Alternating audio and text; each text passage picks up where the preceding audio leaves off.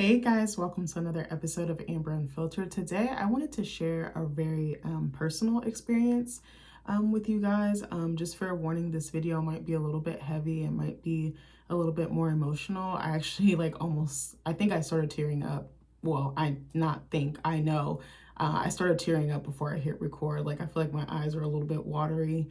Um, this is something that happened to me pretty recently, and I think I'm still working through it. So if I'm all over the place or things are out of order or I'm not as bubbly or happy go lucky or just like bright as I normally am, I'm gonna apologize in advance. But this video, I feel, I don't know, I was gonna wait a little bit and just give it some time so I can like process it. But I kept feeling like this urge to like get on camera and say something now. Like, I literally was taking a nap and I couldn't sleep because I kept thinking about it. And I was like, I need to just go ahead and pull the plug and do it now. Also, I do have an appointment. I have my therapy session here shortly, so I might feel a little bit rushed or I might come out a little bit more chaotic. But again, I apologize in advance. This is really hard for me to share because I'm just like, how the fuck did this happen to me? Why did this happen to me? And how the fuck did I not see this coming? Because again, like I've told you in previous videos, my intuition is so spot on. I listen to it more. I lean into it more. I don't even question it. I just listen. I don't even blink twice, like, like the movie says. But I don't know, like discernment is a real thing. And even when you have really good discernment and you lean into it, you can still find yourself becoming prey to someone who is a predator. And I want to share this with you to be vulnerable. I'm trying to be a little bit more raw, a little bit more open with you guys. There's some stuff that I'm like, okay, I'll keep for myself, but I feel like certain things I'm like, this needs to get out because a lot of people don't know, and I didn't know until I went through it. I'm trying to think what else. Please just bear with me. Please be kind. Please be empathetic because, again, I feel like mad, embarrassed. I feel like guilty. I feel ashamed. But yeah, I'm going to get started into my video. This is going to be basically like a story time. I know I always use like, let's talk about it. So we're going to talk about it. Recently, and I'm going to try my best not to like give out identifying information like names of places or people and things like that because one, I'm not trying to get sued. And two, not that I'm protecting them, but I'm protecting me, if that makes sense.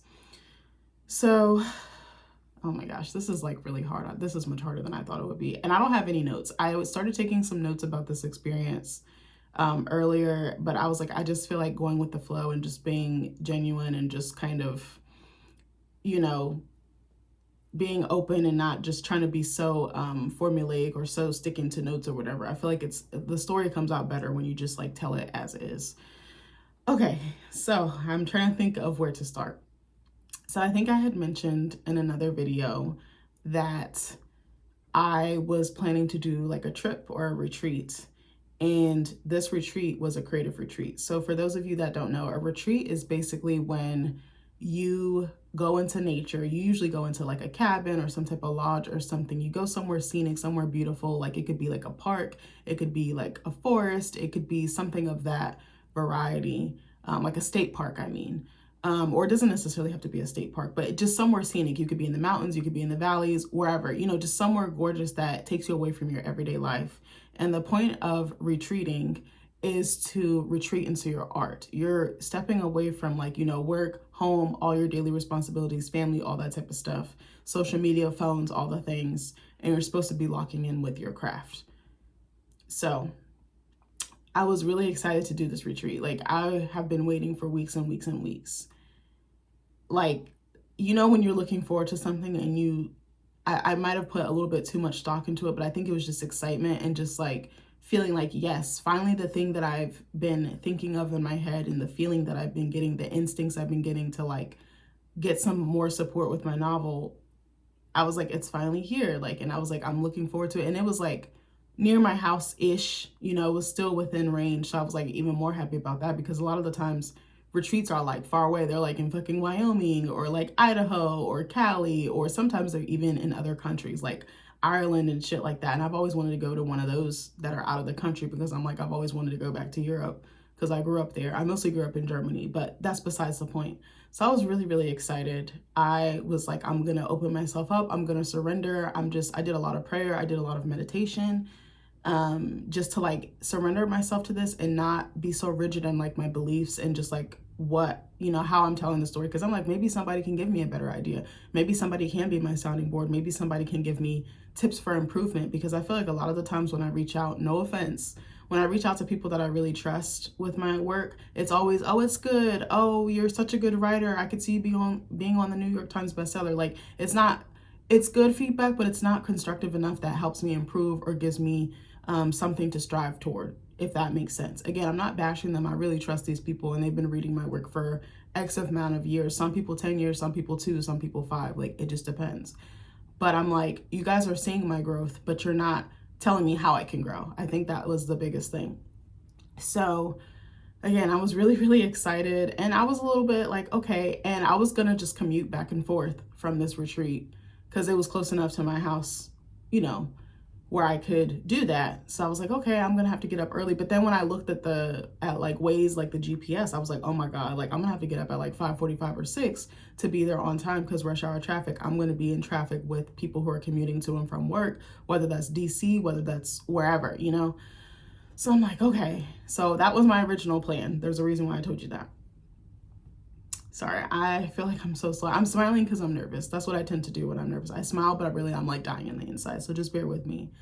So this was supposed to be about, I think like 4 or 5 days-ish. And we were supposed to meet the night before the retreat started to kind of get to know some of the other people that would be participating.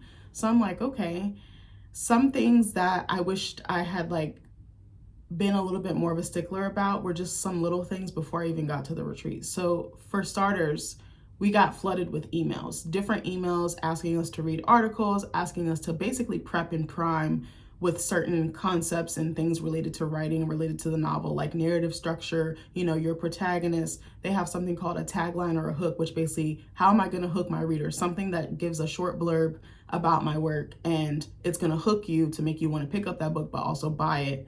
And potentially for an agent, publish it, sell it, market it, all the things.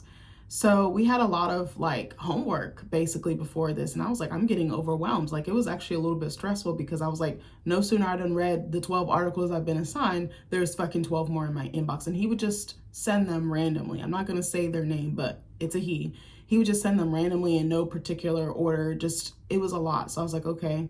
And then he would send emails with like instructions or notes for the retreat, upcoming stuff. So one of the things that I noticed was that all of the articles that we were being asked to read or look over were all written by this one person. And supposedly they had a team or a staff of editors or other writers that could contribute, because there was like a website that, like a forum, basically, like a little repository of different things relating to novels, novel selling, being an author, writing, all the things. So it was like a Wikipedia with all these articles, but all of them were written by him. None of them were by any of his staff. I saw their names, but I was like, why are we not reading stuff based on them? And that struck me as a little bit narcissistic or egotistical, because I was like, why aren't you sharing the knowledge? Because what if they have knowledge that we need that we don't even know we need? The thing about being a writer or an author or any creative is a lot of the times you only know your art. You don't know the business aspect. You don't know the marketing aspect. Not that you can't learn, not that you might not be good at it, but a lot of us just tend to focus on creating. But we have to wear many hats. We have to be our own manager. We have to be our own marketing, hair, makeup, all the things, let alone if you're performing and things like that. Like, it's a lot of work. And honestly, that's why I've slowed down with performing, because it takes a lot out of you. And honestly, I kind of was like locked into like being domesticated, getting married and all that stuff. So I noticed that and I was like, that's kind of strange that it's like he was getting all the glory, all the attention. And the way he would phrase his emails or word them, it was like you had to do exactly what he said, but like his way. It was so forceful. Like even over email, his energy was very like, you must do it this way. You must follow this formula. You must follow this way. And I'm like, okay, I'm going to be open. I'm not going to challenge it. I'm not going to question it. There might be a reason as to why he's doing this, because I'm thinking that he's prepping us so that we can discuss these things in the actual retreat, which consisted of a bunch of workshops, which workshops are basically classes or lectures or conversations used to, they're like specific, like, okay, I'm going to teach you how to do character development. Okay, I'm going to teach you how to do plots. Okay, I'm going to teach you how to put suspense in your scene. Like, it can be different things. So I'm like, okay. So I noticed that, and then a couple of other things that stood out to me. When I initially reached out to him, I could not afford the retreat. I'm being 100% honest with you. It was almost $1,000. I worked part-time 3 days a week. I knew damn well I couldn't afford that. I was like, I'm not living La Vida Loca. I'm not living large like I used to be. And I say large in air quotes. So I had reached out to him via email, and I just like explained, this story means a lot to me. I really want to come to your retreat, but I also can't afford it. Is there any way I can do a payment plan or break it up so that I'm able to come? Maybe if I do it, like, it was like almost a month in advance. So I was like, okay, if you give me enough time, I can come up with the money. It's just I can't come up with it all right now. And I got an email saying, hold on, I'll call you. So he called me one day while I was at work, and we were playing phone tag because he was calling me while I was out, I was going to say out on the floor. This isn't Bath and Body Works. I'm sorry. I used to work there. That was one of my first jobs. But I was like in the front with customers, cleaning, doing all the things. So I kept missing his calls, and finally we got a hold of each other. And he was like, yeah, that's no problem. You can either break it up into 3 payments or you can break it up into 2. And I'm like, okay, I can do that. And he was explaining, like, I'll send you a customized link. You can use this. And I'm like, all right, cool. So I also want to say that there was two or three different prices. So the first one was if you were commuting back and forth. And like I said, this took place in a park. I'm not going to say which one. And there was cabins there. So you could stay on the property. Now, there were like the early bird costs where, like, if you bought, your slot or your space by the certain deadline, then you could get like a $200 or $300 discount. And then if you waited until the last minute, there was a different price. That shit was so expensive. And I was like, people are really struggling. Like, I'm going to be honest, I'm struggling. Sometimes I'm like, I don't know where the money's going to come from, but I'll be like, I'm going to leave it to God, and I'm going to leave it to the universe. Like, I don't have any control. I'm just going to control what I can and work from there. And yes, I'm married and I live in a dual income household, but sometimes that's not enough. Like, we both have our own sets of bills, our own sets of responsibilities, and then there's shared stuff. And like, it's just different being part-time now. Like, I'm not making the type of money that I was making, like 100% being honest. I don't mind sharing with you guys. So he said that, and I remember like a couple days went by, and he was like, oh, I just wanted to make sure you got the link. And now that I think about it, it was just like he just wanted my money. Like, he wasn't really caring about, because he basically told me, he was like, you can, as long as you pay it before the retreat starts, then you should be good to go. But it was kind of like that push, like that pushiness or like that nudging. That's not like genuine, but it appears on the surface that it is. And something else that I noticed was that when I talked to him over the phone, he was like in love with my main character. He loved the name. He loved the essence of her. Her name is Ender Abrams. For those of you that don't know, I fucking love sci-fi, and Ender's Game is one of my favorite sci-fi movies. I watched that thing from front to back. I still remember going to the theater and being in there by myself, like on a Tuesday or Thursday night after work, and I was just like, living La Vida Loca. But anyway, so he was like, I love the name. I love the name. Like, he kept harping on that. Like, it was almost like he had tunnel vision and he couldn't see anything else. And I was so excited that someone was passionate about her as much as I was. But then looking back, it was just like he just kept getting stuck on the name. And I'm like, I don't even know if he realizes that she's a Black character, that she has locks, that she's a mocha, hazelnut, chocolate girly, like her skin. Like, she's a brown skin woman, like unapologetically brown skin. But he was like, you should change the name of your book. And I'm not thinking, I'm like, he's claiming to be an industry expert. That's another thing. He claimed to be like this TV agent. He's a veteran. He's been around for a long time. So I'm like, okay, I'm really believing this guy. And I'm like, well, maybe I could consider it. And that was when I felt like I started doubting myself, and I started questioning my artistic judgment and like my artistic instincts. So that happened. And like I said, we also got homework. We had 7 like little mini assignments. They were like, it was like exhausting. Like, I'm going to explain why.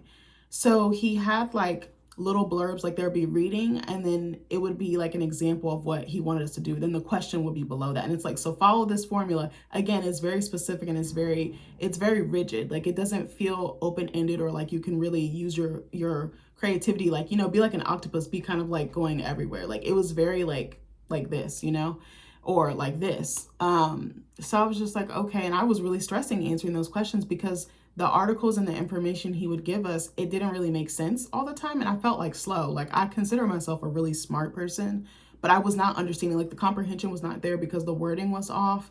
The explanation was off. And it was like, do this. Like, one of the questions was like, write a hook.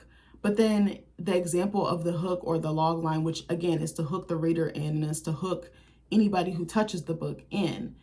The way he explained it was not making sense. So a lot of the questions with the corresponding information was not making sense. It's like doing a math test. I'm learning about algebra in class, but I did geometry on the test. Like, that was me. I was like, oh my God, I'm fucking trash at math. I'm very creative and great at English. I'm even all right at science a little bit now. If it's environmental science, that is.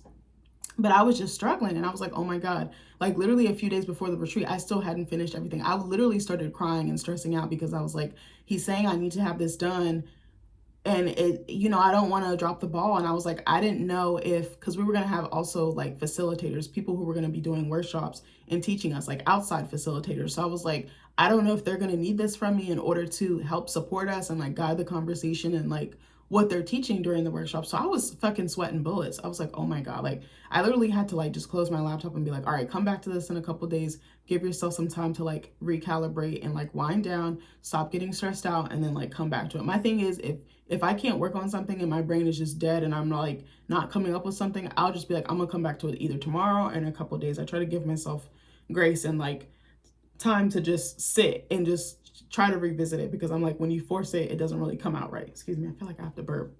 So fair warning, this video is about to be long as fuck. I probably should have said that in the beginning. There might be a follow-up video depending on how far I get. It's 12:43. I need to leave at 1:30, so I got a little bit of time. So also, whenever I tell this story, my throat gets so sore from talking so much. So give me 1 second. Also, I got my limoncello LaCroix. This thing is so fire. I'm like in love with it. They have a flavor that my husband found called Beach Plum. It's very hard to find, but if you can, try that flavor. It's just as good as the Sunshine one. Like, I was like, I kind of like the Beach Plum more than the Sunshine, but probably because I've been drinking it too much. But anyway, so there was like these little things. I was like, he's trying to get me to change the name of my book. And I actually started considering it. I started changing it. And one of the assignments we had to do, we had to come up with 3 alternate book titles. And I did, and I ended up changing it. And I was like, I should just stick with my instinct. But I later figured that out, or figured that out later. So, okay, so the first day, well, this isn't the first day of the retreat. So I don't want to give too many specifics because I feel like y'all might be able to figure this out. You'll probably be able to figure this out by the way I'm explaining it. But again, I'm not going to say any names, any identifying information. I'm going to try to, well, maybe some stuff was, but I'm going to try my best not to go there. And if I accidentally, it slips out, then it slips out. But I'm going to try really hard not to. So the night before the retreat began, he had asked us to come to a cabin on site because he was like, we're going to have dinner. We're going to have like basically like a mixer, like a meet and greet. Okay, so in the email he sent, again, with these fucking emails, I probably have like 20 emails from this guy. He was like, we're going to do wine and cheese or dinner or wine, cheese, and dinner, like a combination. And he was like, more details to follow. He never sent a follow-up email, so I didn't know what I was walking into. My thought was, okay, we're in a cabin. You can have food there. There's a kitchen, even if it's not huge. But I thought we were just going to be eating there. Like some food was going to be brought there and we were just going to have like drinks and talk and work the room or whatever. Like I thought it was a mix and mingle type of vibe. No, I was dead ass wrong. So I got there a little bit early. I got there like 30 or 45 minutes early. So I sat in the car for a little bit and I called my husband and we were just talking. I was like, I'm so nervous, da da da da da. And I made sure I dressed up because I was like, I don't know what the vibe is. The guy running it said we didn't need to, but I was like, I just want to put my best foot forward. And I was like, I just want to feel cute. I want to feel whatever. So I wore like a nice little cute, it's like a little black dress with like flowers on it. I think you guys have seen me wear it before. Actually, most of my clothes I get from my mom. That was one of the dresses I got from my mom. So I wore that with like a sweater and like some open-toed sandals, which was so dumb because it was fucking pouring rain and it was cold. Like it was freezing. I was like, oh my God, I'm not used to this because fall is so up and down. Yeah, because the temperature will literally fall. That's why they call it fall. So I go in the cabin about 4:30, 4:45, and most of the riders are there. I didn't know like how many people it was. Like we didn't get any insight as to, oh, there's 10 attendants or there's 15. Like I didn't know any of that stuff, which is fine. So I walk in and everyone speaks to me as I'm coming in. I'm like, hey, everybody, how you doing? Good afternoon. So nice to meet everyone. And then I sit down and there's this older white woman sitting next to me, and me and her talked for a couple of minutes. And then, was it her? I can't remember. There was somebody sitting next to me and I kind of like introduced myself. No, maybe it wasn't her. It was someone else that I hit it off with there. An older black woman. She was cool as hell. But again, I'm not going to say her name. She would know who I was talking about if she watched the video. So then the host or the moderator, like the guy running the retreat, comes from the back of the cabin and he's like, who are you? And then he's like, oh, Amber. And then he's like talking to me and he's like asking me if I did the assignments and we're talking a little bit. the thing about him is he's so charming. Like you can't even like he just seems like he's so happy for you to be there. He's welcoming. Like I felt right at home. I was like, okay, I'm gonna be fine, because I get really nervous and angsty when I head into new social situations, especially if I don't know what to expect, which is basically all the time. Like I think it's like that unknown and that uncertainty, but it always works out. Like I always tell my husband, oh my God, I'm so nervous, I'm so nervous. And then when I get in there, I be talking to everybody like I know them my whole life. So that happens. There's no wine, there's no cheese, there's no food. And then all of a sudden he goes, oh, we're going to be going out at like 6:10, 6:15. And I'm like, oh, it's still like 5:15, 5:30. So we still have like 30, 40 minutes. And I'm like, okay. And we're like talking a little bit, but I'm like, to me, that's a waste of time, because I'm like, we could have already been eating or already heading somewhere. And I'm like, for me, if I'm hosting that type of event, what I've seen, actually, let me back up. What I've seen when I've gone to stuff like this, even in workspaces or corporate spaces, usually they'll take some sort of survey or poll. Hey, these are the 3 options, or this is the option that we're thinking of. And then you get like a poll or something, or you email that person, okay, hey, we're going to this restaurant. You email all your coworkers or employees, hey, we're going to this restaurant. Let us know what you'd like in a separate email. And then that's usually how the food is ordered. And then it's usually ordered ahead of time. I was like, okay, this is kind of odd. I was like, why didn't he ask us what we like? He was like, oh, we're going to a Mexican Korean fusion place. And I'm like, I love both of those cuisines down. But I was like, Mexican Korean, I was like, I don't know how I feel about that.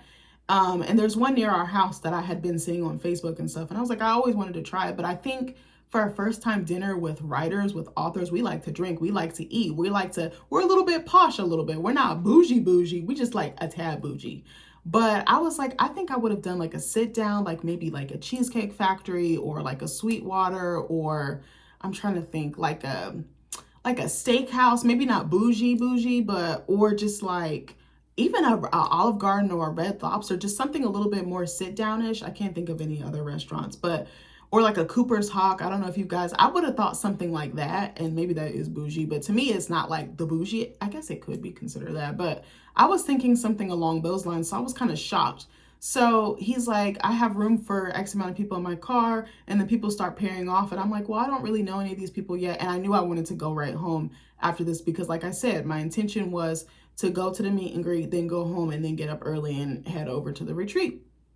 And what's crazy is one of my friends, actually 2 of my friends, live close by to where I was at. And I thought about asking them to spend the night, and I didn't, especially one in particular, because I knew most of her kids were like out of the house. Not that that mattered. Like I would have still stayed there if her kids were still there. She has 3 kids, but only one is living at home because one's moved out, has her own career, and then the other one is in college. So I was like, oh, she's always asking me to spend the night. She's always telling me, oh, I converted the guest bedroom, or converted my daughter's room into a guest bedroom. So she's always asking me and my husband to come over, and like we never do, because we like staying at home. Like we just like being in our house.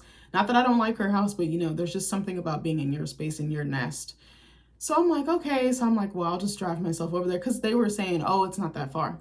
So we get over there, and I'm like walking in, I'm like, oh, this is pleasantly much better than I expected. But what I noticed was when we pulled up, it looked like a strip mall. It looked kind of old, like dated, like 80s, 90s. I was like, okay, I'm all for a hole in the wall spot, because those places be having fire food. But I was like, this is a little sketch to me. And I was like, okay. And then, bitch, I'm gonna tell y'all all the tea. There was like a sex shop in like a couple doors down. And I was like, I don't think he realizes that. Y'all know what Latache is? If you ever look it up, it's Letache. Bitch, there was one like a couple doors down. And I was like, did he realize that this was here? Or maybe he just didn't realize. Like, I was like, okay, whatever. Because he kind of gave the impression that he was eating at this spot a lot. So I'm like, all right.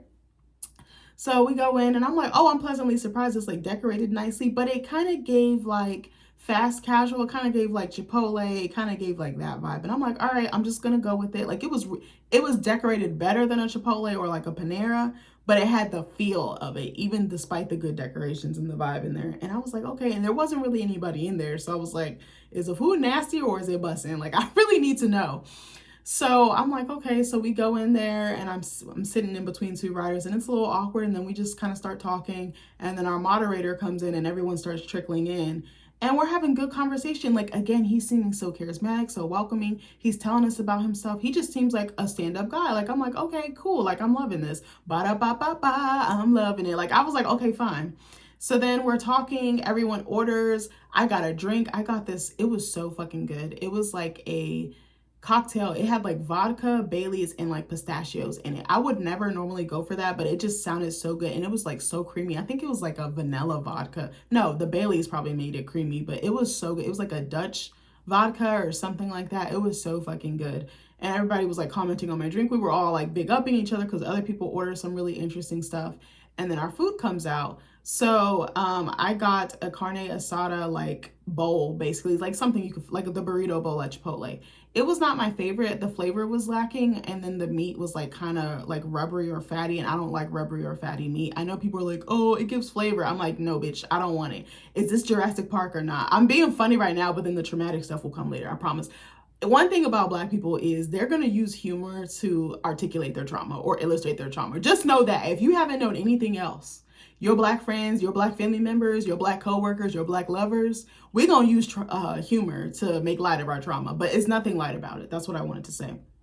So he gets ramen and he's like, oh, this is so salty. He like starts going on a tirade and he's like, you guys should try it. And I'm like, I'm all for trying people's food because there was someone to the left of me that has something really good.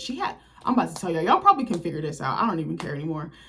The lady next to me, she had avocado fries. Bitch, I do not like avocado at all because I think it tastes like baby food. It tastes like mush. There's no flavor. But what I realize is if you have right seasonings on it, it can go either way.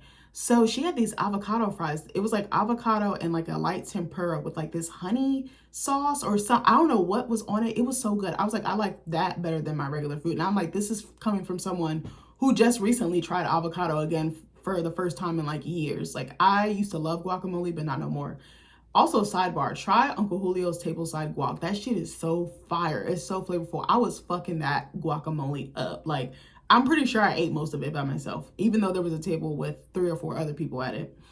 So he's like, this is so salty. He's like, Amber, try this. And I'm not thinking anything of it. And I was like, no, because I felt kind of weird about sharing soup with someone. And I was like, well, it's not like something I can just pick up or like I can scoop a little bit. Like it's soup, it's got noodles, it's got broth and all this stuff. And he's like, no, try it. And I'm like, okay. So I felt kind of like backed in a corner, kind of how, like I said earlier, like I had to do it. He just has this forceful way. And I'm like, I think women, when we're in situations like that, we feel like almost scared and like we have to do what they say, what men say in order to just get by. Like you're like, okay, I can just like bowl over a little bit, or I can people please, or I don't want to shake the boat or rock the boat or like stick in my boundary. But I'm like, I should have just said no, because I don't really be eating after people I don't know. Like the avocado fries is different because I could just pick it up. But I'm like, ramen is kind of like, I wouldn't share that unless it's like with my husband or like family or something like that. Even with family, I don't really know if I would do that. And I have friends that I like share food with all the time. Like one of my friends, we be acting like a couple. It'd be so funny. Whenever we go out to eat, we'll talk about the things that catch our eye and we'll both order whatever the other one likes. And then we split our stuff in half. Like she literally will cut it in half and give it to me. And then I do the same thing with her. And it's so fun. I don't even do that with my own husband, which is crazy because this man will fuck up some food any day of the week. So, okay, I know I'm talking a lot. So, what was I gonna say? Okay, I just lost my train of thought. So I obliged and I tried the ramen. It was really salty. I don't think it was as bad as he was saying. I think he was a little bit dramatic, but I was like, I know when you get older, there's certain things that you can't have as much because it will hurt. You can get heartburn, acid reflux, swelling, like in your ankles and stuff like that. Like somebody close to me, I won't say who, they get swelling in their ankles with a bunch of salt and also heat. And I was like, that's so interesting, but I could see it. So I did, and I was like, okay, yeah, I was like, it's pretty salty. And then he like asked the waiter to change it out. And the waiter seemed like he kind of had an attitude, but it's like, well, the ramen wasn't giving. I was like, how the fuck do you fuck up ramen? But it's a thing. Also, when you're ordering ramen, get spicy ramen. Regular ramen don't do the trick. You have to get spicy. A lot of people told me that because I had a stigma against ordering ramen out because it never tasted right to me. But if you get spicy, the flavor really does come out. That is so clutch. Like, shout out to y'all. So, yeah, so that happens. So then it's like still pouring rain. And then we have a lovely conversation. Everyone's eating their food. And then he kind of tells us a little bit what to expect for the next day, for the actual first day of the retreat. And I'm like, okay, cool. So then I go home. He's telling me that he wants to take us to this Peruvian restaurant on Saturday. And we go walk down a couple doors down because it's in the same like strip as the restaurant we just came from, and lo and behold, we find that it's closed. And we're like, oh shit, we think it's permanently closed. Which also, I've been noticing a lot of restaurants are just closing because either the rent's too high or other costs. And it makes me really sad because these are like family owned businesses that have been staple in the community. So shout out to y'all that have been business owners for that long of a time. I'm so sorry that your doors have closed. I hope you're able to open something else or have another successful business venture. I just wanted to say that because I'm noticing it a lot around here. Actually, my husband wants to open a brewery, but I'm like, baby, today, right now might not be the time. I'm like, do you know how hard it is to have a business? I'm like, having a 9 to 5 is more stable and secure in some ways. But I was like, you would have to be there all the time for it to really break even. And like for years, I was like, if we're trying to have a kid, you got to think about what your priority is going to be. Because I don't know if you're going to be able to balance new fatherhood and a new business. But that's just me. Not to say he couldn't, but I was like, I don't think you realize how much work it is. And my mother-in-law actually owns her own business and she's always working. Like she never has a day off. Even when she's off, she's not off because payroll or something else needs to get done. So I go home and, oh, I forgot to tell y'all, before I actually went in the cabin when we were doing like the quick meet and greet, like the authors were trickling into the main cabin that we've been working out of or will work out of or we're working out of. I called my husband and I was like, maybe I should just see if I could go spend the night at my bestie's house. And he was like, yeah, just give her a call. So I had called her and I was like, hey, can I crash with you? And she was like, yeah, I was actually going to ask you when you told me about it last week over the phone, but I didn't. She was like, because I figured you had that all sorted out. Because I thought about getting a hotel because when I seen the drive wasn't bad, but I was like, doing this in rush hour traffic is going to be the death of me because literally everything around me is like 10 minutes away. The farthest thing is my school. It's like 45, 50 minutes away, but really that's like normal in this area. That's normal in the DMV. So I was like, that's nothing. And I don't always go on campus for class. So I was like, okay, whatever. So I decided, I was like, I got my husband something to eat to go. And then I went home, I packed a suitcase, and then I turned right back around to go in the direction that I was just in. I was like, damn, I should have planned better. But I was like, I was up for it, you know, to try and save a little bit of coin. But I was like, it's kind of silly. My friend lives 20 minutes away, like 20 minutes compared to an hour. I was like, I'll take that any day of the week. So she was like, yeah, come on through. So I go to my friend's house. We're talking for a little bit, and then I get in the bed. The next day is the first day of the retreat. So I forget when he said it, but the night before he had told us tomorrow you guys are going to be doing pitches. And he was like, we're going to be doing some role play. So he was like, some of you guys will pretend to be a marketing team and the rest of you guys will be like an executive editorial board. And he was like, for the author that's presenting their pitch, you're going to come up to the front of the room and sit in a chair, or if you want to stand up, you can. And he was like, you're going to not be an author, or you're not going to be yourself. You're going to pretend to be an editor trying to sell this, trying to market this, trying to get generate interest. So I was like, okay, I'm thinking, actually, I don't know what I was thinking. I was like really nervous because I was like, I don't have anything prepared. And he had sent an email kind of making mention that we might do this. But again, the wording was not super clear and he should have like given us more time to prepare, I feel like. Like, again, the email said it, but it was so subtle that you would miss it. And a lot of people were like, I stopped reading these because it's too much, it's too excessive. And that's something that kind of annoyed me too. So I'm sitting on the couch with two other women that are authors as well. Well, everyone there is authors. And he's sitting like, I'm like on the end. There's two women beside me. And then he's sitting in a chair up at the front by the fireplace. So I'm like, okay. And then there's a chair up at the front for the author to come and do their pitch. So people start going. And he was like, you know, refer to yourself in third person. Like, he's given us all these rules. Like, it's kind of hard to remember. And so people start going, we start giving advice, and, you know, the conversation is very constructive. It's very good feedback. We're all engaging with each other. There just seemed to be like a camaraderie, like everyone was in full support of one another. I don't actually think that anybody wasn't in support of someone else. And even if they had feedback that was like not the best or not, I don't want to say not the best, but maybe like negative or could be perceived as negative, it was like coming from a good place. So I was like, okay. So we're talking it through. I really didn't have much to say. I kind of felt like I couldn't think of any ideas because I was like, I'm not entirely sure what he's looking for. Like, he explained it, but again, the clarity is not there. So, sorry, it's 1 o'clock, so I got about 30 more minutes. So, I'm trying to think. So people are going. I'm letting more people go so I can get a feel for what he's looking for. And I noticed a little pattern. It seemed like he had favorites. And something else I noticed was when certain people would be going up, and if he didn't like their stories, he would be like talking to us, whispering comments and feedback that wasn't like the most favorable or in the best light. And I was like, that's so rude. Like, at the time I was like, oh, he kind of funny, he kind of right, because I was thinking the same thing, but I was like, I wouldn't say it out loud, or if I did, I would whisper it or say it later when we're, you know, alone.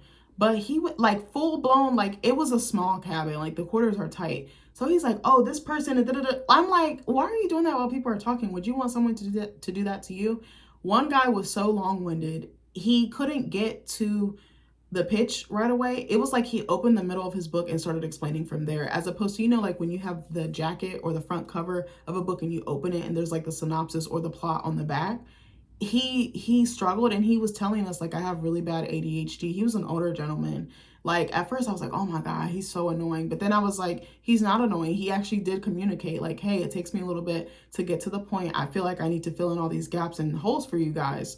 So I was like, okay. So while he was talking, he was like literally doing a gun like under his chin and like and like looking at me doing it, and I was laughing, not knowing any better, not thinking about it in greater detail. But when I started thinking back to everything, I was like, that's really problematic. Like, you should give everyone space to hold the floor and really let those artistic or creative floodgates open. Like, and then it was like one lady that I became really, really tight with, he didn't like her story from the jump. So it was like he just wrote you off, and he didn't like you. He didn't want to be bothered with you. I thought that was really rude. He would like ask her questions, probing questions, and she already answered it. And she'd be like, I said this, like, what more do you want? Like, she wasn't rude. She was just very firm and direct. And I noticed like how he treated me like I was the golden child. And then he would do that with some other people, but then he would be very hostile or very like dismissive, like, well, I don't understand, so I give up. And it's like, you're the expert. So even if you don't like something, at least give her constructive feedback. Give her constructive criticism. She has paid just as much money, if not more, and given up her time, given up her family and her work and everything else, just like the rest of us, so she could come here and get more intel on her novel and how to be a better author. Not that she really needs that much work anyway, because she's supremely talented. But I was like, okay, yikes. Like, I kind of started seeing it, but I was like, okay. I was like, maybe it's just a personality clash or something. But if he did not like your idea, that was it. And I would beg to differ or articulate or argue that I think he was a little sexist as well, because he really wasn't doing it that much with the men. He was doing it a lot more with the women. Like, another woman, she had this brilliant idea. It was like a women's historical fiction. I don't want to give too much away, but it was really, really intriguing. Like, I was like, I don't really read stuff like that, but I was like, because of the way she's telling the story and how she pitched it, I was like, I would read it. And you could tell she's very thoughtful. She's very intentional in her art. So I was like, how do you not like that? It was just like, he hated it. And I was just like, again, if you don't like something or you're not in agreement with it, you can say that and you can still give that feedback and you can still be supportive. And he just like was like, fuck it, to hell in a handbasket. Hold on one second. So, okay, I got 26 minutes. This is probably gonna be a multiple part video. So I'm like, okay. So also, something else I noticed in his email, he said that we were gonna get a continental breakfast. What the fuck do you guys think when you hear that? I immediately think of like a hotel or like a banquet or something, you know, where they have like those silver chafing dishes with like the Bunsen burner to keep the food warm, or even like the little foil things where they have the Bunsen burner underneath. I'm thinking eggs, I'm thinking bacon, I'm thinking like home fries, some type of hash brown, toast, bagels, the works. That's what I'm thinking when I hear that. And I didn't know how big the cabin was. I didn't know. It was very small, like I said, but I still think he could have made that work. And even if you didn't cook it, then maybe you could go pick it up from like a IHOP or like a Bob Evans. Do they still got Bob Evans? I know they do in some places, but I was like, I haven't seen one in a minute. Or like a Silver Diner. Like, we were in an area where there were so many places to choose from that I was just shocked at what he brought in. So what was I gonna say? So the continental breakfast, bitch, I got there a little bit early on the first day, which was the pitch day. It was like 8:30. I walked in, something like that. He is walking in with groceries, and I went to go pick some out of his trunk because he had sent an email asking people for help. And I was like, why doesn't he have an assistant or a co-host or some type of liaison? Like, why is the authors like, we're coming here so that we don't have to do that stuff. We want to be served. We want to be pampered because we're probably doing that in our everyday life. The thing about a retreat is pretty much almost all of them, from what I've gathered, usually we'll have food there. It's supposed to be, you just completely focus on the art. They take care of the food. They take care of the housing. Like, you're just supposed to be locked in your zone, locked in your creative zone. So he's bringing in, he goes to Giant, which I was like, I have an issue with because I feel like Wegmans is the best grocery store in this area. You can, don't at me, at your mama. But like, I feel like Wegmans is so fresh. They have a variety. I could even see Whole Foods. We don't have a Whole Foods near us. Like, there is, but it's out of the way. Or even if you wanted to be cheap, but you still wanted like a good quality, I feel like Lidl actually has a really good bakery. So I was just like, okay. So he comes in with all these giant bags. He's got these like busted looking quiches. He's got cheap looking croissants. He's got cheap coffee. Like, it just looks so thrown together. It looked like he just threw a bunch of shit together and was like, okay, he got like a little fruit bowl. I was like, I don't really want to eat that, but like, it didn't look appetizing. I'm a foodie girl. I'm a fat bitch at heart. I'm the fat bitch at the Golden Corral. That's me.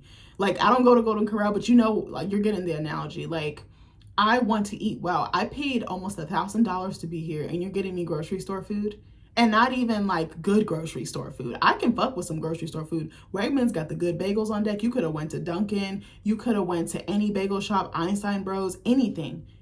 He just didn't give it in. Panera actually has really good breakfast as well. People sleep on their quiches. They have like 3 different ones. They have like a ham one, they have like a spinach one, and then like a bacon one. Those, oh no, not quiches, it's souffle. It's a mini souffle. They're like this, and they're like $4 or $5. Bitch, they have sandwiches. You could probably got some catered boxes to go. Like, they have trays like with assorted pastries. There's so many different ways he could have went. And he was just like, yeah, here. Like, here, damn. And it was like, okay. And again, I had that scarcity mindset. I feel like it kicked in as soon as that happened, because I was like, well, I don't have anything else to eat, and I don't know when the next time it is I'm gonna eat. I mean, I saw on the schedule about 12:30, but I didn't know if the timing was gonna be on point. So I was like, the safest thing for me was like the fucking croissant. So I got that. I got a piece of quiche. It was the nastiest fucking quiche I've ever had in my life. And like, I don't really think you can fuck up quiche, but I guess you can. I was like, this needs seasoning. It needs some salt. It needs some pepper. It needs hot salt. Like, it was missing. It was lacking in flavor so badly. But I was like, I'm hungry. Like, I literally felt like I was eating glue paste out the bottle. Like, it was that bad. So I'm like, okay. I was like, this isn't really continental breakfast, but I was like, I'm just gonna go with it. But that's what he said in his email. So I had an expectation. I'm like, you shouldn't have said continental breakfast if that was not what you were going to provide. And you probably should have asked your writers, hey, what can I get you guys? Coffee and bagels. That's the simple thing. Coffee and pastries. It's not that hard. Coffee and donuts. Dunkin' Donuts, 20, 30, $40. Not that hard, but he didn't care. So I'm like, okay. So from like 9 to 12, everybody's doing their pitches. We're interacting. We're having a good old time. Minus his little, microaggressions or transgressions. So I'm like, okay. So it's about 12 or so. And he's like, I'm going to go get lunch. I think the day before or earlier in that day, he said that he was going to get Lido's Pizza. I love Lido's. I'm from Maryland. I will fuck up some Lido's in a heartbeat. We have one like 10 minutes away from our house, and you can bet your sweet ass we always ordering from there. So I'm like, okay. So sorry, I'm looking at the time. I got about 20 minutes. So this is going to be a multiple part video. So I'll probably record some when I come back from my session if I'm not exhausted. I'm making chili tonight. Are y'all in y'all soup season? Because I definitely am. I was like, I just really want something like hearty and just like filling. I was like, I really want some chili. So I think after my session, I'm gonna go to the grocery store and get some stuff to make that. And then I thought about maybe getting fucking hot dogs so I can make chili cheese dogs, because I will fuck those up in a heartbeat too. Not healthy, but shit, bitch, it tastes good. So he was like, I'm gonna go get the food. And we're like, somebody asked him, they were like, so what are you gonna get? And he's like, oh, I'm just gonna get a couple of pizzas. And they were like, well, what about like salad, garlic knots, he was like, oh, do you guys want some? It just seemed like he was clueless. I'm like, you're saying you've been doing this for almost 30 years, and you mean to tell me you don't know how to order food? And I'm thinking to myself, I probably would have pre-ordered this stuff and paid for it. So all I have to do is either A, go pick it up, or B, get it delivered.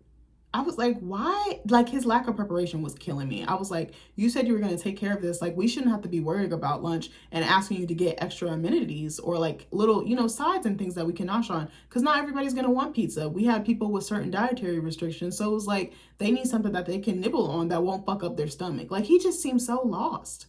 It was like, okay, bitch. Like, so, okay. So, I forgot what happened. I don't remember if some stuff I can't remember because I feel like I try to black it out or block it out. I don't remember if I stayed in the cabin and was like hanging out and talking, or if I went to somebody else's cabin and was hanging out and like walking around or whatever. But anyway, some time passed and then I came back and he had put the pizza outside on the patio. I guess because it had stopped raining, because it rained like the first couple of days.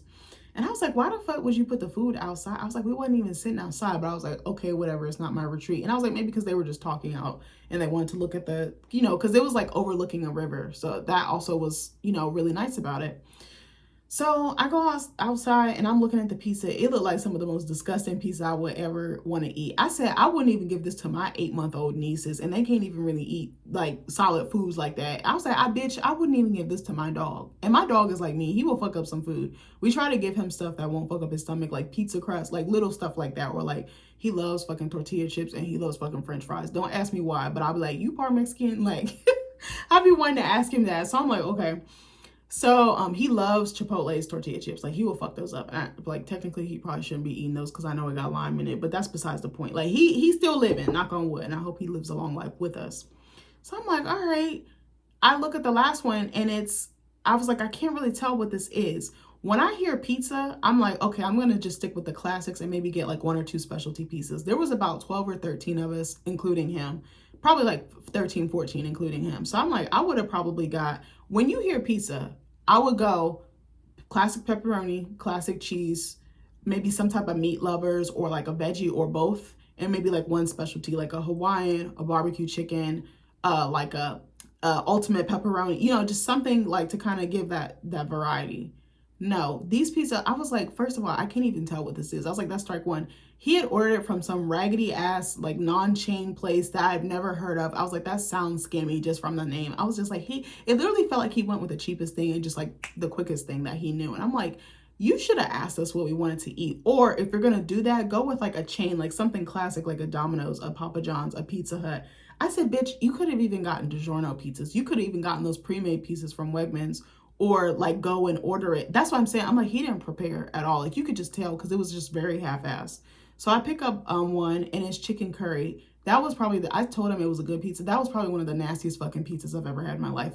And it was covered in fucking olives and mushrooms, which I both fucking hate. Like I'll eat it if it's there, but I'm not gonna go out of my way to order it. I cannot stand either. Like olives, I'm like, but it just doesn't do anything for me. And I was like, this pizza is nasty. And I had the nerve, bitch. I had the nerve to grab 2 slices. I was like, bitch, I wish I had only grabbed one. I was like, where's the cheese pizza? Where's the pepperoni? Like, why would you order this? Like, did you even ask anybody? And then I was like, I don't even remember seeing the salad. I feel like it was inside. But anyway, so then we still had like 3 or 4 people that still needed to do their pitches. So I feel like we wasted so much time. We were just sitting around. I was like, why are we not being broken up into groups? I was like, what would have been great is if we had been broken up into groups, maybe like 2 big groups, and like maybe split in even more groups. So like if there's like 12 people, maybe bring out 6 people in one group and have the other group writing and like curating a creative session. So that way they're not just sitting there, because just sitting there, that's boring as hell to me. That's something I do not miss about corporate America, sitting in them long ass fucking meetings where nothing is getting done, where we're talking about doing work and then you're deterring me or detracting me from getting said work done. Sidebar, I think I'm gonna make a video about some of the shit I don't miss from corporate America. And one day, it was last week, I was looking at my husband. He literally just kept shutting his door, going in back to back to back meetings. And I was like, so if he's in meetings all day, what work is he getting done? I was like, not to shit on him, not to shit on his company, but I was like, how are you supposed to get work done if your time is being tied up? And it's an hour here, 45 minutes here, 30 minutes here. Hey, can you hop on this quick call? 15 minutes here. Like that adds up. There's 8 hours in the workday. Bitch, what do you expect me to get done? Then you have the nerve to put deadlines and throw shit at me, like what? I was just like, this is BS. But I hated my last corporate job. I hated the fucking meetings. Like I would be dead tired. I was like, this is so draining. And then they'd be like, you want to hop on another call? And I'm like, no, bitch, I've already seen you like 3 or 4 times today. And we all sit next to each other and we're in meetings, like when we could just go in a conference room or something. But anyways, so I'm like, okay, this pizza is so fucking nasty. But again, it's a scarcity mindset. I don't have shit else. I really not wanting salad. I'm a pizza girly. I love pizza. But I was like, this pizza is disgusting. I'm sitting there picking olives off, picking mushrooms off. So anyways, we had like a few more people that needed to do their pitches. So, what was I going to say? Sorry, I just looked at the time. So, what was I going to say? So they still had to go.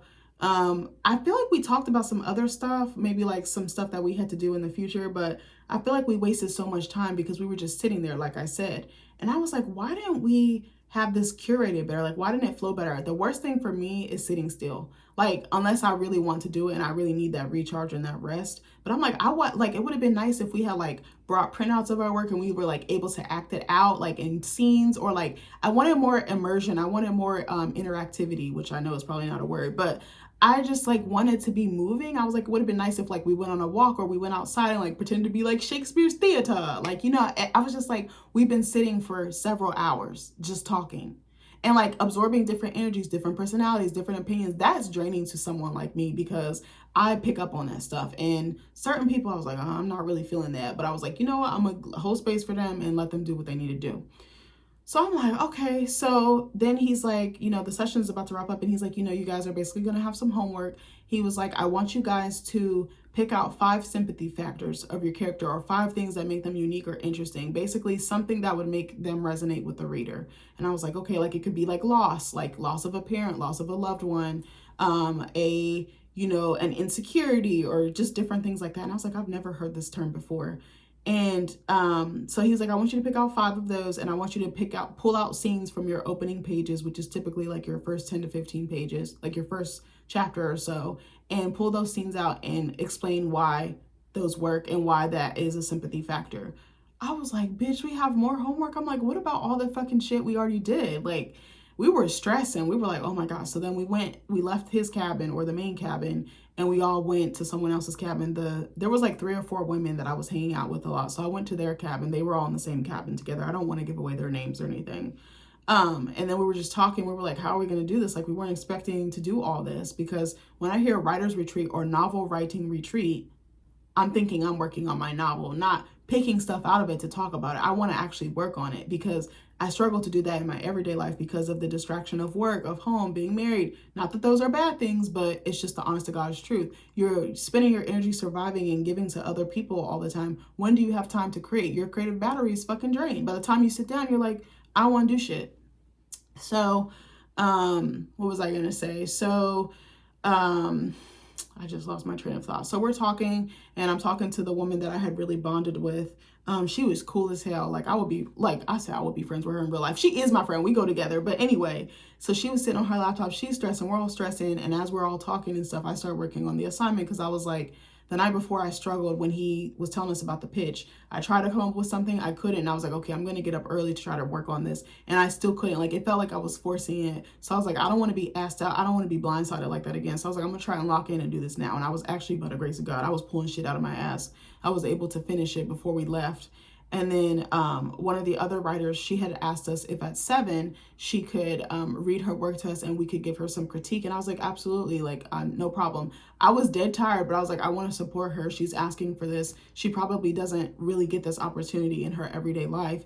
And she's also retired. So I was like, I know she, you know, definitely is not able to do this all the time. And it's hard connecting with other creatives. Like, you know them, but it's like hard getting us all in the same room. It's like herding cats, honestly. So she read her work and we gave her some feedback, and I loved it. It was a brilliant piece. Again, she was doing like women's historical fiction. She was talking about a Black family and like their legacy and like a pair of sisters who were kind of like battling over said legacy, like properties, like generational wealth. Like, it was very interesting. I was like, I would totally read that too. That's right up my alley. I love family secrets, generational ties. That's really intriguing to me. I think in all of my work, I will always write about family because that's a very complex, complicated thing to touch on. And a lot of us have we have very unique dynamics in our family and our family tree.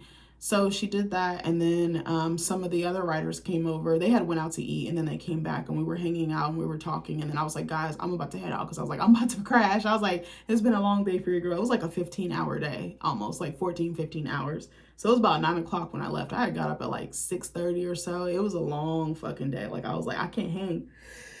I was like, I can't hang like I used to anymore. I told my dad all the time, I'd be like, bro, my recovery time ain't what it used to be. I was like, I'm not in my 20s no more, bitch. I feel it. And it'd take me like 3 to 7 business days to recover. So I went home, or went to my friend's house, my best friend's house, and me and her were talking. Her son was there. We were just shooting the shit, eating, talking shit. And then I got in the bed. So I think I'm going to probably leave off on this part soon. But yeah, it was like, all right, like the first day it was cool. Then the next day comes and it's completely different. I guess I'll tell you a little bit about this part before I headed off to my appointment. But it was like a totally different vibe. It was like very much Jekyll and Hyde. And I was like, what the fuck is that? I was like, I don't like that. Either be who you be. If you're going to be an asshole, if you're going to be a dick, then do that. If you're not, then don't do that. Like, do that, you know? So the next day, I couldn't really sleep because my best friend's like the guest bedroom, it was like very quiet, and I had brought my space heater, which kind of like gives me like some ambiance or like white noise, but it had stopped working. So I was like, bitch. And she had like a fan in the room, but it was like so quiet and like I could hear everything. And I'm a very light sleeper. So I was like, bro, I was just awake. I was like, man, I'm struggling. Like I feel like a Walking Dead extra out this motherfucker.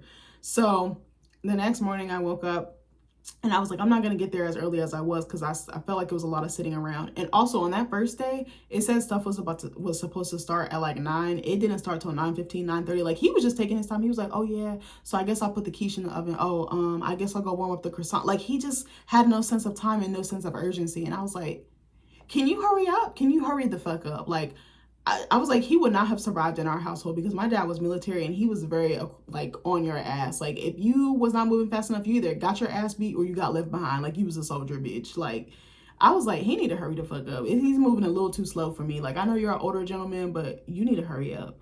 So the next day, they were sitting outside and I was like, why the fuck would y'all want to sit outside and it's been raining? I was like, fucking white people. But it was like a good mixture. It was like black people, white people, some Hispanic, like I think there was a couple of Mexican people in our group. Hold on one second. I'm probably gonna wrap this video up in a couple minutes because I gotta bounce, y'all. But stay tuned. I don't know if there's gonna be like one more video, 2 more. It might be like a 3 or 4 parter out this motherfucker. I know I be talking a lot. So I get there and everybody's pretty much, or almost everybody's there. And I was like, hey, good morning, everybody. And I come in and I see they're sitting outside. So I'm like, oh, fuck. I was like, I got to wipe the stuff off. I was like, well, what about the chairs and stuff? They're like, oh, we have a damp towel that we just been using to wipe it off. I'm like, bitch, I'm not using no damp ass, muddy ass towel off this month. Like, no. So I went into the kitchen to go get some paper towels and wiped everything off. So then the moderator or, like the guy hosting the retreat, when I say moderator or host, it's the same person.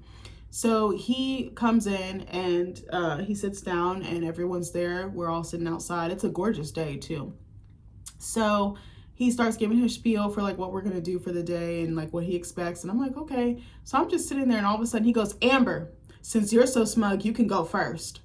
I was like, okay. I was like taken aback a little bit because I was like, I just be smiling. I'm just like a happy, bubbly person. Like I have my moods and I have my bad days. Don't get me wrong. But I was like, what? And everybody came to my defense. They were like, no, she's not. They were like, she's just happy. Like she's just at peace. She's peaceful. And I was just like, okay, like cool. I was like, then give me a minute. Like, cause I was going to ask to go first anyway, but I felt kind of like he singled me out or he wanted to like humiliate me or take me off guard or catch me off guard. And I was just like, what is that about? I was like, you're supposed to be curating a welcoming, safe space, a creative sanctuary, and you're over here doing this shit. I was like, okay, I'm gonna let it go. Like it was kind of weird. Like, and I would catch him looking at me a lot of the time, like staring real hard. And I was just like, bro, what is that? Like it was so crazy. But I was like, I think he thinks I'm like he's gonna like make me something like a star or something or a household name. But I was like, baby, it's not giving that. Like I'm gonna do that on my own, like with the right team, of course.